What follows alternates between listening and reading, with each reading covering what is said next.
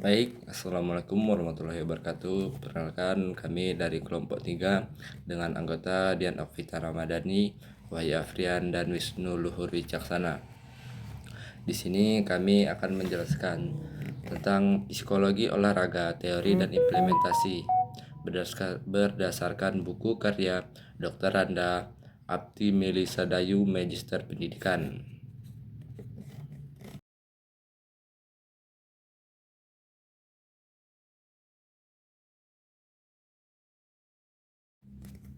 Baik, di slide selanjutnya ada fondasi psikologi olahraga, yaitu memahami definisi, ruang lingkup, dan interaksi antara perilaku manusia dengan lingkungan olahraga.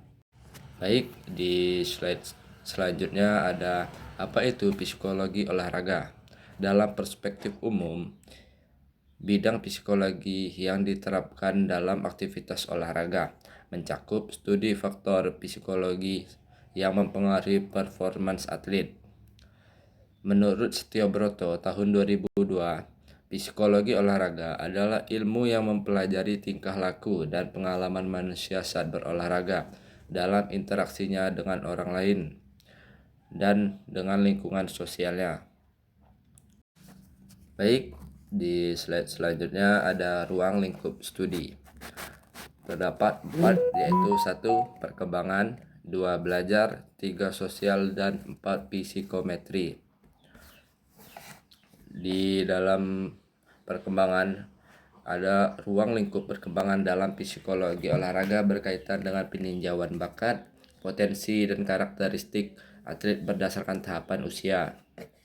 Setiap tahap perkembangan memiliki kemampuan fisik, mental, dan emosional yang berbeda.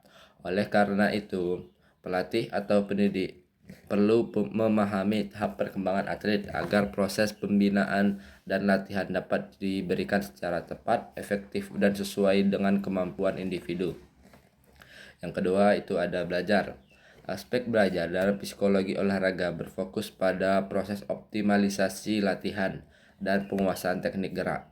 Atlet tidak hanya mengandalkan kemampuan fisik, tetapi juga proses belajar yang melibatkan konsentrasi, motivasi, dan pemahaman teknik. Melalui proses belajar yang baik, atlet dapat menguasai keterampilan olahraga secara lebih efektif dan meningkatkan performa dalam latihan maupun pertandingan. Yang ketiga yaitu ada sosial. Ruang lingkup sosial membahas hubungan antara atlet dengan individu lain serta dinamika yang terjadi di dalam sebuah tim. Interaksi antara atlet, pelatih, dan anggota tim sangat mempengaruhi suasana latihan dan performa. Hubungan sosial yang baik dapat meningkatkan kerjasama, komunikasi, dan solidaritas tim sehingga mendukung pencapaian tujuan bersama. Yang keempat itu ada psikometri. Psikometri dalam psikologi olahraga berkaitan dengan penggunaan instrumen atau alat tes psikologis untuk proses seleksi dan evaluasi atlet. Tes ini digunakan untuk mengukur berbagai aspek mental seperti motivasi, kepercayaan diri, kecemasan, dan kepribadian atlet. Dari hasil tes psikometri membantu pelatih atau tenaga profesional menilai kondisi psikologis atlet dan menentukan strategi pembinaan yang tepat. Baik, sekian dari saya. Selanjutnya akan dilanjutkan oleh rekan saya. Evaluasi global dan lokal. Sekarang kita masuk ke pembahasan mengenai bagaimana psikolog olahraga berkembang.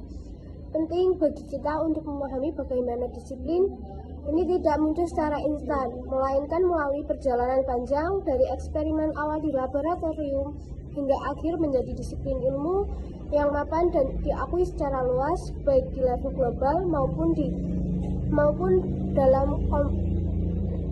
dalam konteks lokal di Indonesia. Miles Tones, psikolog olahraga. Jika kita melihat garis waktunya, ada beberapa tokoh sejarah atau Miles Tones yang sangat penting. Tahun 1890-an, semua bermula dari Norman Triplett yang melakukan eksperimen mengenai sosial latihan melalui balap sepeda, ia menemukan bahwa kehadiran orang lain secara nyata meningkatkan performa fisik seseorang. Tahun 1993 sampai 1995 fokus mulai bergeser ke arah penelitian yang lebih spesifik. Contohnya penelitian Weyhenrich mengenai goal setting atau pengaturan target, serta penelitian Ashel mengenai school loving atau kecenderungan penurunan usaha dalam dinamika kelompok. Kemudian era modern saat ini psikolog olahraga sudah sangat maju dengan fokus utama pada mental, pada well-being atau kesejahteraan manual, kesejahteraan mental, dan bagaimana mencapai performa puncak di level dunia. Yang terakhir, di Indonesia perkembangannya unik karena ilmu ini langsung diintegrasikan ke dalam kurikulum pendidikan jasmani untuk pembinaan mental sejak dini. Kemudian yang berikutnya ada konteks di Indonesia. Secara lebih spesifik, perkembangan psikolog olahraga di Indonesia sangat erat kaitannya dengan pendidikan jasmani. Di sekolah-sekolah ada 3 fokus utama yang menjadi urgensi di negara kita. Yang pertama, melakukan pembinaan mental atau mental training kepada siswa sejak dini.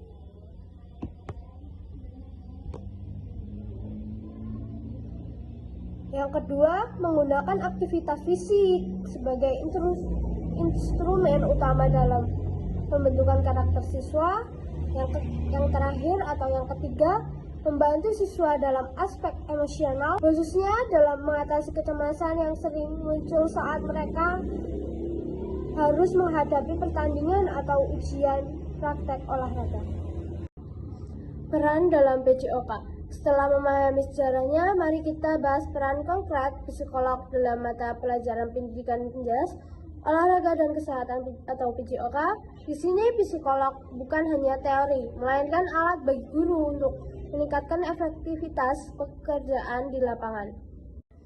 Ada 5 peran utama yang harus dijalankan oleh guru PJOK dengan memanfaatkan ilmu psikolog. Yang pertama, diagnostik. Guru berperan mengenai motivasi setiap siswa dan mengidentifikasi apa yang menyebabkan mereka merasa cemas dalam olahraga. Yang kedua, pembinaan. Guru tidak hanya melatih fisik, tapi juga melatih teknik relaksasi serta membangun rasa percaya diri siswa agar mereka berani mencoba. Yang ketiga, prediktif. Dengan pemahaman psikologi, guru dapat meramal atau melatih potensi keberhasilan siswa di masa depan berdasarkan sikap dan mentalitas mereka saat ini. Yang keempat, kontrol. Guru berperan dalam mengendalikan disiplin kelas serta menjaga harmoni dan hormon tim agar suasana belajar tetap kondusif dan kompak. Kemudian yang kelima atau yang terakhir, guru harus cerdas menyusun strategi mulai dari sistem reward atau penghargaan hingga pengaturan jadwal latihan yang tidak membuat siswa jenuh. Urgensi aspek mental. Pada tahap ini kita harus menekankan bahwa fisik yang kuat saja tidak cukup. Ada sebuah pertanyaan kunci di sini. Kekuatan mental adalah perbedaan utama antara atlet yang sekedar berbakat dengan atlet yang menjadi juara. Ada 3 hal utama yang dioptimalkan melalui aspek mental. Yang pertama, tingkat motivasi menentukan seberapa besar daya dorong seseorang untuk terus berlatih meski dalam kondisi sulit. Yang kedua, fokus dan konsentrasi.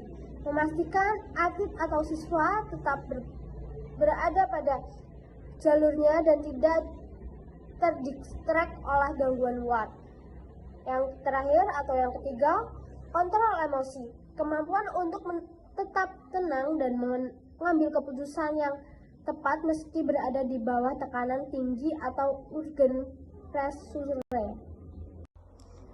Optimasi melalui psikologi. Yang pertama, kepercayaan diri. Siswa tidak hanya bergerak secara fisik, tetapi juga tumbuh secara karakter. Ketahanan mental. Guru bukan hanya sekedar instruktur, tapi menjadi fasilitator mental yang mampu mengubah kecemasan siswa menjadi rasa percaya diri. Optimasi fisik.